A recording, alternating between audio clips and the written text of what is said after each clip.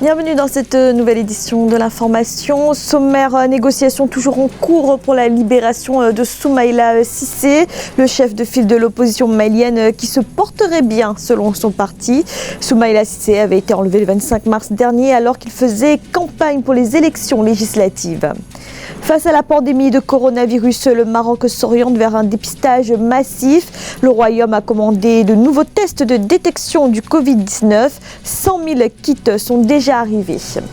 Étendre le dépistage est aussi l'objectif en Afrique du Sud où le gouvernement a annoncé le lancement de tests mobiles. Des camionnettes vont être déployées près des cliniques de quartier, notamment dans les zones très peuplées. Soumaïla Cissé, le chef de file de l'opposition malienne, toujours détenu par ses ravisseurs, des ravisseurs avec qui les négociations sont actuellement en cours. Les collaborateurs qui l'accompagnaient et qui avaient été enlevés en même temps que lui sont aujourd'hui libres. Pour rappel, c'est le 25 mars dernier qu'a eu lieu l'enlèvement en pleine campagne pour les élections législatives. Kamesh Katapoulé commentait à Victoria Sedji. Soumaïla Cissé se porte bien. C'est ce qu'a affirmé son parti politique, l'Union pour la République et la démocratie, ce vendredi 3 avril. L'URD a également annoncé la libération de 8 autres personnes de la délégation. À ce jour, seul le chef de file de l'opposition reste détenu. Les négociations se poursuivent autour de sa libération. Je vous rassure qu'aucune rançon n'a été payée. Les négociations se poursuivent normalement. Elles sont menées par le maire Denis Funke et un groupe de notables.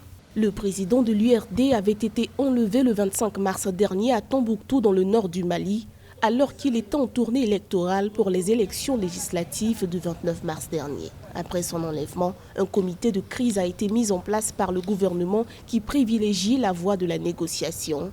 Selon les autorités locales, ces ravisseurs seraient vraisemblablement des djihadistes agissant sous les ordres d'Amadou Koufa, chef de la Katiba Massina, un groupe armé affilié au groupe de soutien à l'islam et aux musulmans.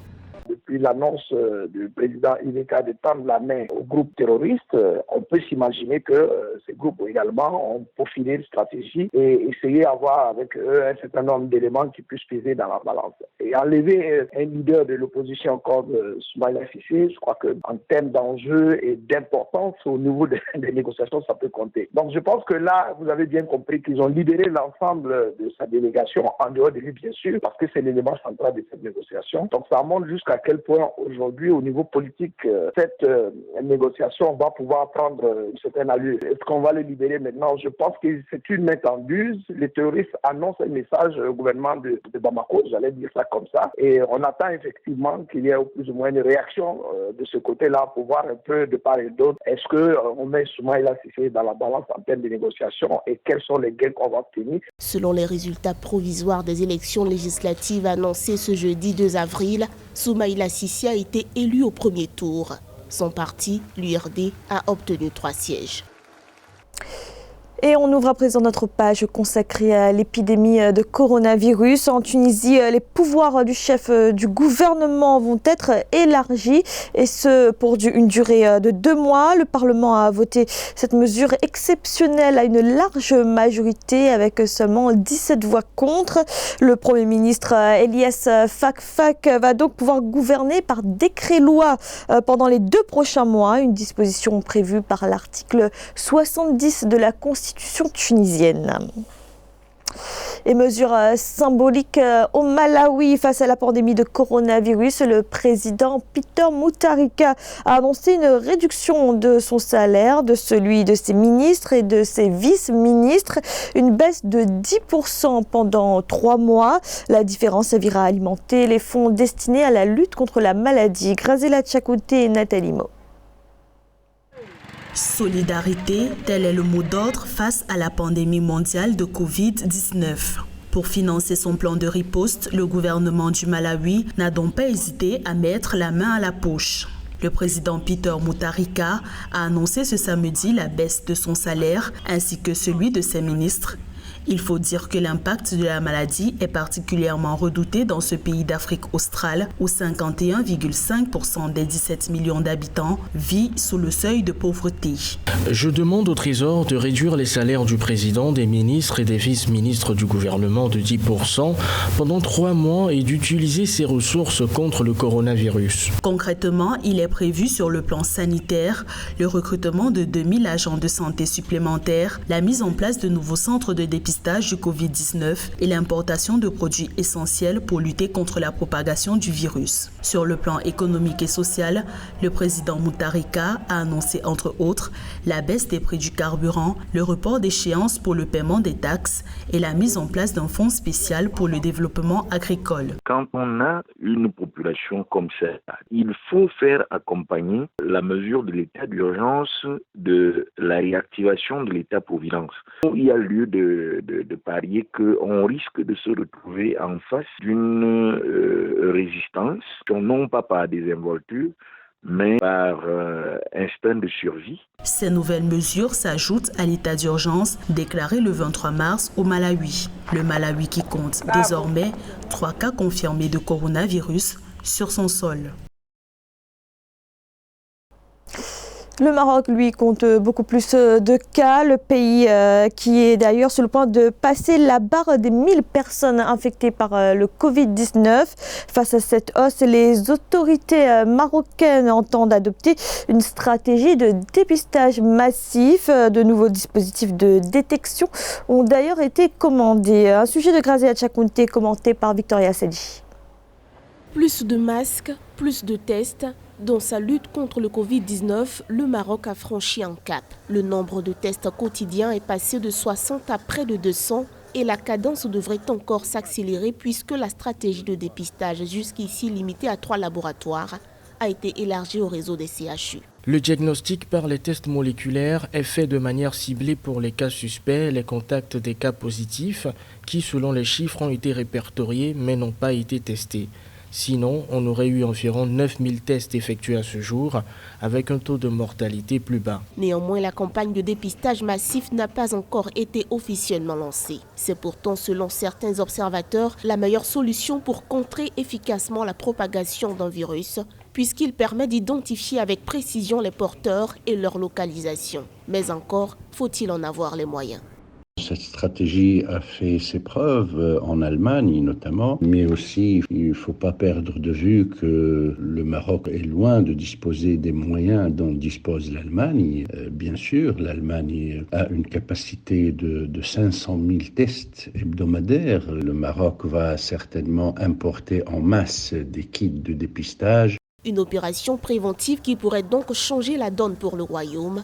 Notons qu'au 3 avril 2020, le Maroc a enregistré 735 cas confirmés de coronavirus, dont 47 décès et 49 guérisons. Davantage de dépistage également en Afrique du Sud avec le lancement d'une campagne de tests mobiles. Le principe des camionnettes, une 60aine vont être déployées près des cliniques. Les agents iront alors à la rencontre des populations pour leur proposer d'être dépistés. Kamesh Katapoulé et Victoria Seli. En Afrique du Sud, le ministère de la Santé a annoncé le lancement de tests mobiles pour lutter contre le coronavirus. Une mesure destinée à étendre le dépistage pour ceux qui ne peuvent pas se rendre dans les centres de test. Une 60aine de camionnettes seront mises en place. Elles seront stationnées à proximité des cliniques de quartier.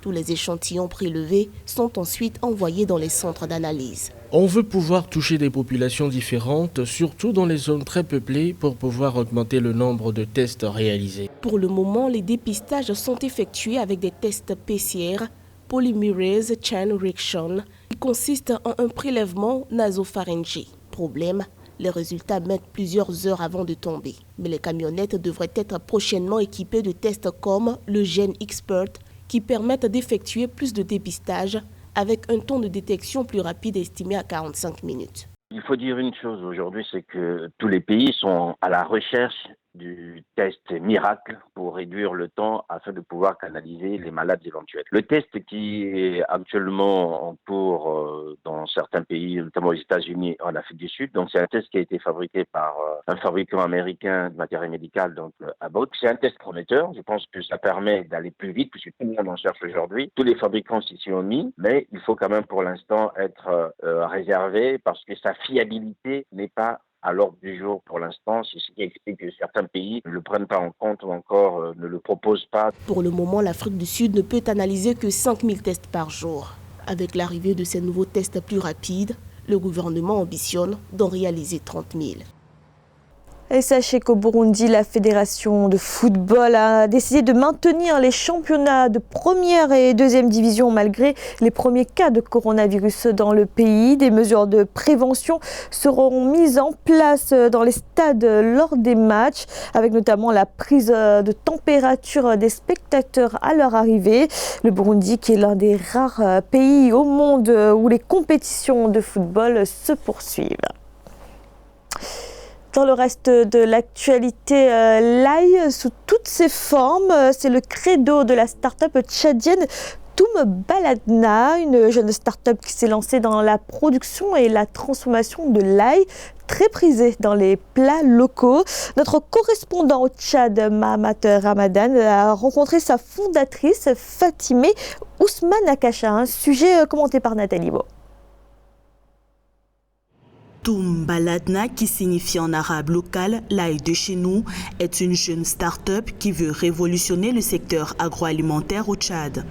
Fondée par la jeune ingénieure Fatimé Ousmane Akacha, cette entreprise produit, transforme et commercialise localement l'ail sous différentes formes, notamment la purée d'ail, l'ail en poudre, l'huile d'ail et les gousses d'ail épluchées. Des assaisonnements très prisés dans les menus locaux. J'ai fait le tour dans nos marchés ici en N'Djamena et j'ai vu que l'offre en termes de gousses d'ail et l'ail épluché existait bien avant avec quelques petites commerçantes. Mais l'offre en termes de purée d'ail et l'ail en poudre n'existait pas. À cause de ça, je me suis lancée dans cette idée pour essayer de transformer ça en poudre et en purée pour mettre à la disposition du consommateur. En s'investissant dans toute la chaîne de production, la start-up crée de centaines d'emplois aux jeunes Tchadiens. Les produits conditionnés 100% naturels de Toum Baladna envahissent progressivement les marchés, les alimentations du pays et s'invitent de plus en plus dans les menus tchadiens. Avant tout, on a un champ de l'ail.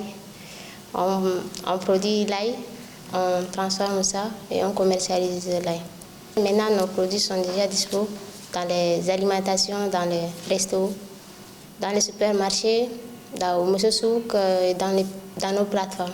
Passionnée de l'agroalimentaire, la jeune entrepreneur Fatimé Ousmane Akacha compte moderniser ses activités et se lancer davantage dans la production et la transformation des autres produits agricoles pour faciliter la tâche aux amoureux de la cuisine. C'était le journal de la rédaction. Merci de l'avoir suivi. Retrouvez dans un instant une nouvelle édition de l'information.